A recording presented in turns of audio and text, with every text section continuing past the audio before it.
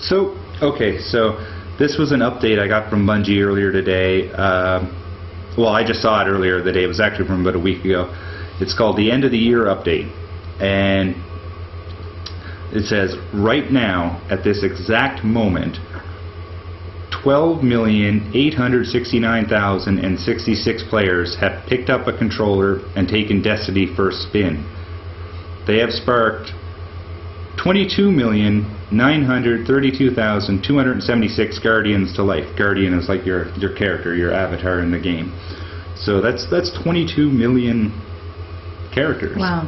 Like that's crazy. Yeah. Together they have spent 872,404,449 hours battling the aliens that have turned them into dust. That's a crazy amount of time.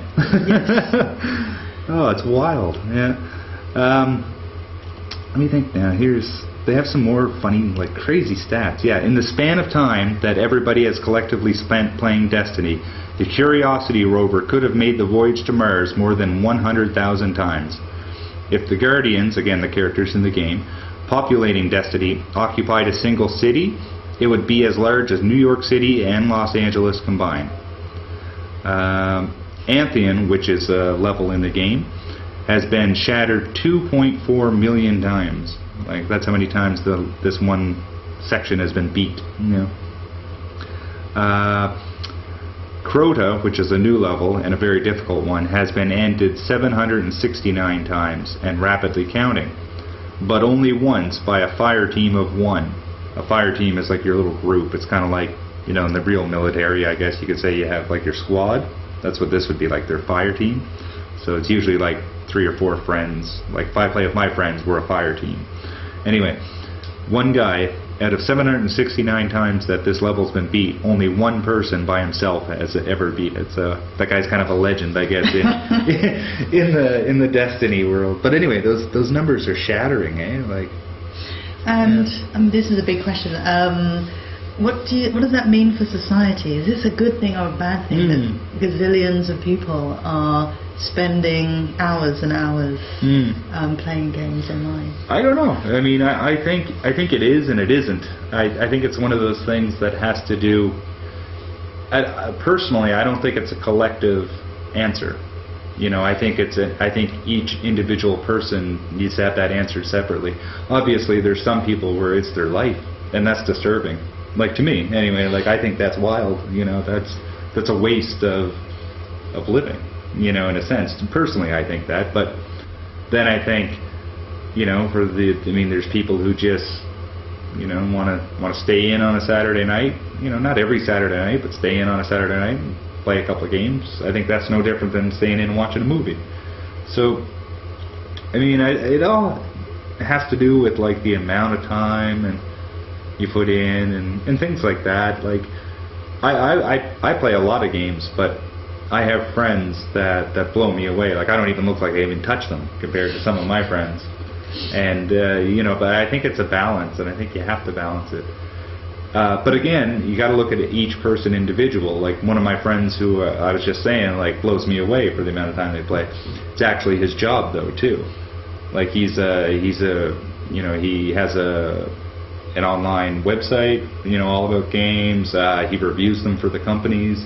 So his job is to essentially play games, and you know, then he writes reviews for them. Another friend of mine works in Vancouver, and his job, he's a designer. Like he makes games. He makes games for iOS, like, you know, for your Apple phone and that, and with his company. But he has to play games, you know, to know what works, what sells, and things like that. Yeah. So I mean, he kind of has to play the amount of hours he does in a game. It's his work research in a sense. Yeah. So I mean, but I think a big thing is children. Like, I mean, you know, obviously, if somebody's like, let's say 30 and all they do 24/7 is playing games, they're past the point of no return. Like I mean, that might sound weird, but I mean, they've chosen that's what they're doing in life, choice. You know. And but when you have kids, like, you know, even up to like 12, 13, and younger. I mean, those are years when you need to be physically doing things. You need to be working on your social skills in terms of meeting people, just talking to them, and all that stuff. So I think that's a reflection. Like, if those numbers are any indication of the amount of children that are playing like that, which maybe they are, maybe they're not, I don't know the demographic, but I mean, obviously it's just everybody. I don't know the percentages, I should say. But I think that's a reflection of parenting today, more than anything else. Like, if there is a large percentage of children in that. Like, when I was a kid, I'm a generation of video games. Like, I was born playing Atari, right? Like, I was that age group when Atari came out, and it was out for a few years. And I remember when the original Nintendo was brand new. So, I mean, my parents bought me that for Christmas. But I was still only allowed, like, X amount of time a day. I was still, even more so than that, I still wanted to go outside and have fun with my friends. The video games when I was a kid was for rainy days. It was for, days when, nighttime when your friends came to sleep over, and it was late, things like that. And I think nowadays it's a babysitter for a lot of parents. I think it's literally just like, Here, I paid $200, so now I don't have to pay $20 a week for a babysitter. Here you go, put it on. Oh, you need a new game? Oh, well, here, just watch this Blu-ray for now. I think a lot of it comes down to bad parenting. Yeah, I definitely think it's the parents' responsibility in terms of controlling or at least monitoring how their children spend their time online.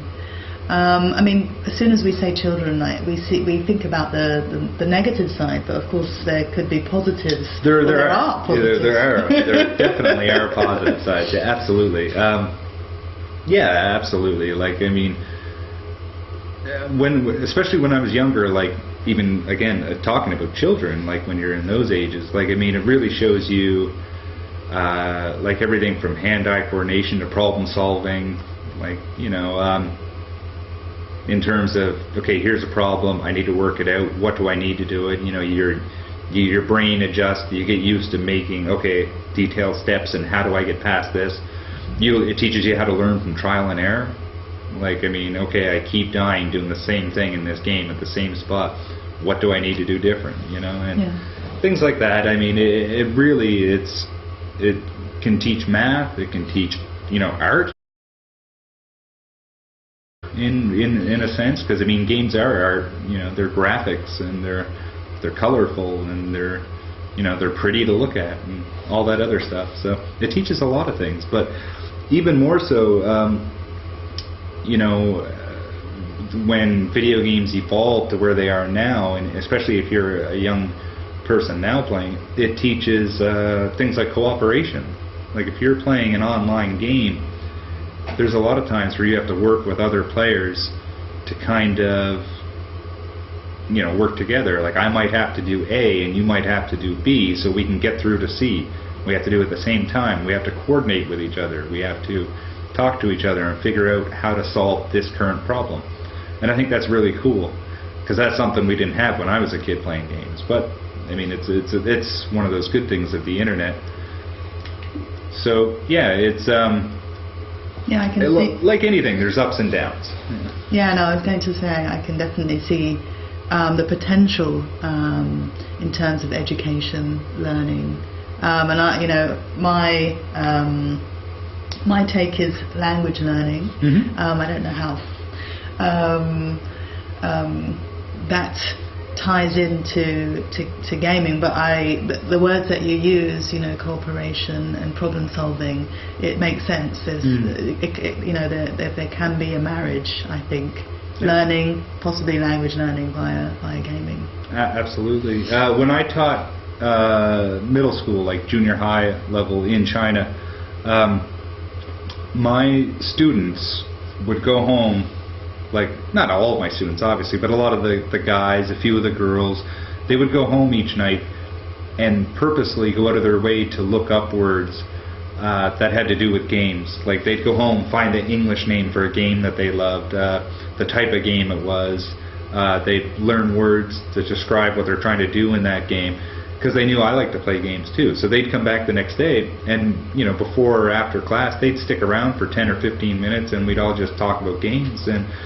And so to me, I mean, that was really cool because, well, it was something I was interested in, as well as their learning, and as well as in them in general. But it was something I was learning in that they were going out of their way to learn English terms and vocabulary, and just so they could, speak English more.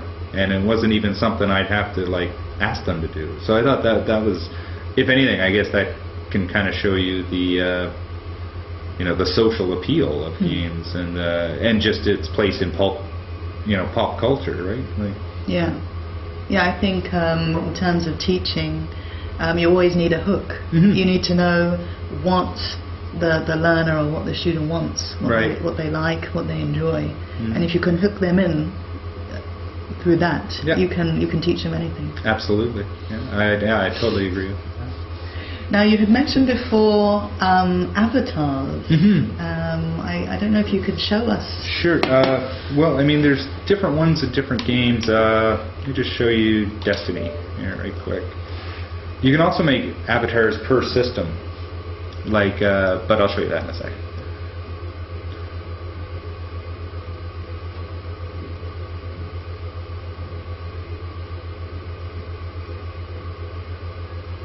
Just take a minute.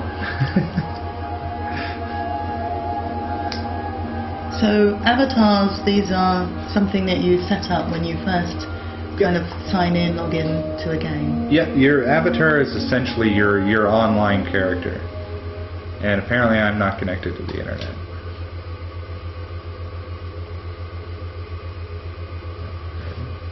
Just a moment.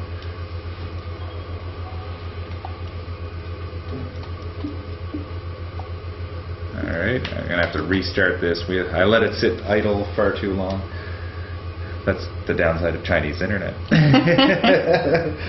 But it's, your avatar is basically your online representation of yourself.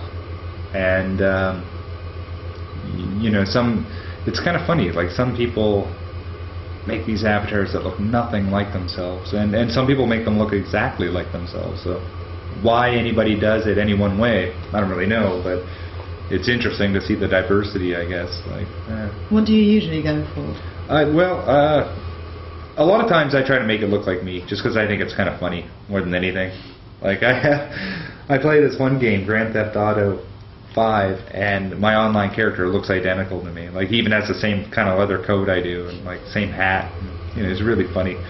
And I don't know. To me, there's just something funny about it looking like me, flying down the streets with the cops chasing me. It's very, I don't know, fun. It seems that you have a lot of choice, a lot of options in terms of customizing. You were talking about a leather jacket, a leather coat. Yeah.